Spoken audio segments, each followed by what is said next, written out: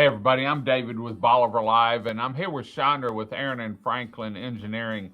And we've been talking about different aspects of uh, houses, from pylons to siding to windows.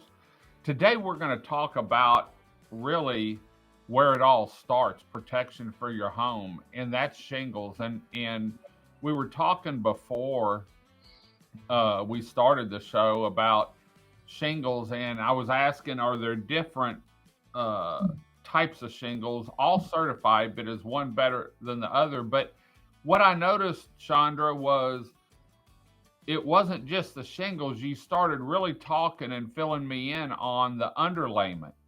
And we've talked about the Strong Home Protection Program. And, you know, if you have a certified, the fortified, not strong home. If you can have a fortified roof and the rest of the house not be fortified, but really that's a fortified roof can solve a whole lot of problems when it comes to losing shingles and what's under it. Because if you get a leak, then you've got sheetrock, you've got content damage, you've got loss of use, you've got leaks maybe that you don't find after the storm, you find it 6 months later or something. And so starting with the roof is really where you ought to. It's sort of like you don't need pretty landscape, you need a pretty house, and then you That's accent it with the landscape. that's Well, right. this is sort of, if you've got a pretty house, you've got to protect it, and there's no use of not using the best thing possible for underlayment in case you lose shingles. You still have a second layer of protection. That's right. Let's talk a So little bit about that. yeah, so when you're talking about TDI minimum requirements, so depending on which wind zone you're in, there's three different kinds of shingles. There's Class F, Class G, and Class H. Um, at the beach, you're going to be looking for a Class H shingle. They're the higher wind speed rated shingle, and they're appropriate for that installation in that area. And that's your DAF, your TAMCO, your certainty, like all the normal Right. shingles that you would Owens Corning you expect to see. Now the difference is that their packaging will be labeled as Class H. It will have a specific installation. Guys that install shingles understand if I'm installing an Owens Corning, it has a certain installation. It'll have, exactly where those nails have to go. If it's, in the glue line, above the glue line, if it's evenly spaced 6 nails, if it's, 2, 2, and 2, like they're all a little bit different. And so, however they're tested by the manufacturer is how we're required to view it and make sure that it's installed correctly. So those are the things that we're looking at when we're out there is, did they use the right, starter strip? Did they use the right drip edge? Did they use the right underlayment? Is it all nailed down correctly? Did they use the right nail pattern? Is it a corrosion resistant nail? Because that's required in that highly corrosive environment as well. So all those things we're looking at. I was telling you, one of my pet peeves and one of my things that hurts my heart every time I see it is when I see shingles laid across the ridge.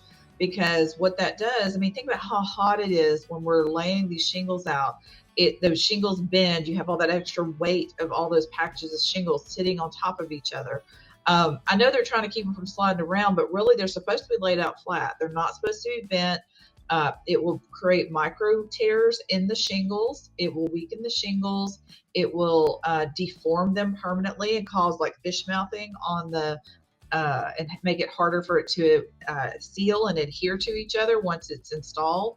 So laying those shingles out flat, not stacking them across the ridges is really important. We were talking about underlayments, getting the right underlayment down. There's a minimum requirement, 30-pound felt, on a regular slope. It's a single overlap. If it's a low slope, you've got a double overlap. But we're not we have to think about how that roof came together. I mean, you've got all these plywood pieces that come together with, they leave those little gaps so that you can have expansion and contraction as the wood shrinks and swells. Well, that leaves gaps. That leaves, potential for water to Right. infiltrate the house if we lose our shingle and we lose our underlayment. So a lot of people are going to the self-adhesive underlayment, whether that's just the tape of the seams, or if that's a fully adhered underlayment to try to prevent that water infiltration if they were to get any kind of shingle damage or leaks. That is going to prevent a lot of issues going forward, whether they do the full fortified, enhanced nailing, all the documentation, all that. Even if they don't do the fortified method, if they use the good common sense, use the good common sense techniques, they can complete their roof and have much better performance.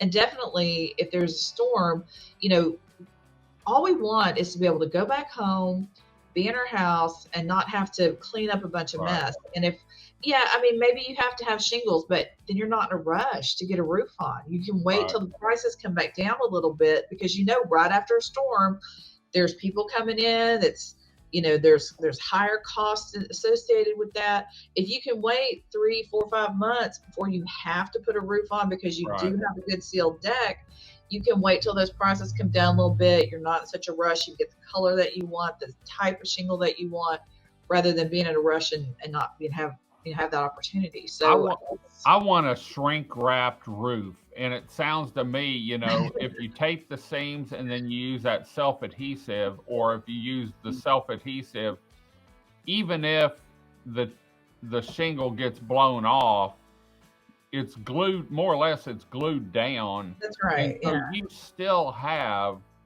a sealing of the roof. Even a nail hole isn't gonna, to me, probably isn't gonna hurt as much as not having anything, and so, and a lot of times that wood will swell up and actually your nail hole disappears almost. Right. And so on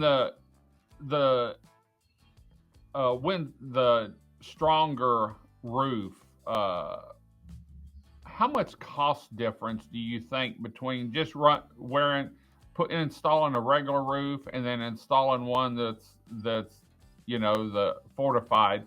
How much cost difference? Is it 10%? Is it 15%? Is it 20%? On a roof, just on the roof, like if we were doing just the roof, like say like on a house that's existing, you're probably looking at about 10 to 12% more. And the reason is that you're probably going to have to re-nail your roof deck, which, your roof deck's already nailed on. So you're going to have to go back and re-nail it because they want to use ring shank nails. You have to use the ring shank nails. The ring shank nails are twice as strong as regular smooth nails when it comes to gripping into that wood and preventing it from pulling out of the rafters. So we want to do that. So they want to make sure that it's ring shank nails. Instead of just a regular underlayment, you're going to use either a self-adhesive or you're going to use the Mod Bit tape, which is just a little bit more material and labor. And then it's the same shingle. So really, and then you've got all the paperwork and documentation and application and all that to fortify.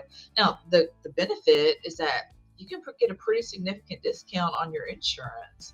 You can get out of the wind pool, and even if it's just a fortified roof, a lot of times you don't have to have TWIA insurance anymore. You can go with a private, company. So those are things that are advantages. But even if you didn't get an insurance advantage, you would know that peace of mind. Yeah, that peace of mind. Like, what is that worth? It's like during Burl, we had rain, but it was really a wind event, and that's gonna we lost shingles. We had wind-driven rain. And so having an underlayment that's either double or glued down sure can help a bunch, on what we can do. So, well, thanks for joining us today.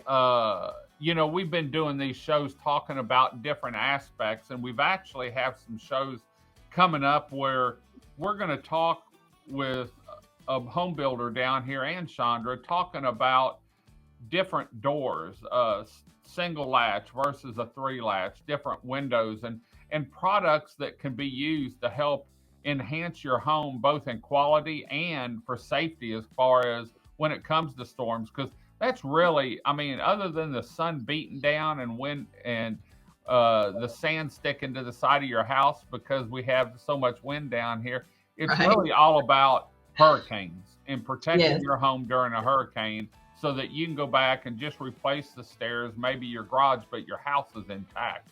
And we saw that during Ike, you know, especially on the bay side. But there was a couple subdivisions that were newer that, yeah, the front rows and maybe the second rows got tore up. But once you got back, there were a lot of homes left in the subdivision. So thanks for joining us today, Chandra. We'll be back next week with another show. Want to thank Aran and Franklin for everything they do as being part of Team Bolivar and working with us on getting information out for your home and safety. Until next time, I'm David with Bolivar Live. Y'all have a great day, great week. Come see us. God bless, and bye-bye. Video equipment is sponsored by Crystal Beach Decor and More, located at 1959 Highway 87 in Crystal Beach, Texas, and Beachy Beatnik Boutique and Jewelry, located at 970 Surfside and Highway 87 in Crystal Beach, Texas. Thank you to these two businesses for being our 2025 video equipment sponsor for Bolivar Live.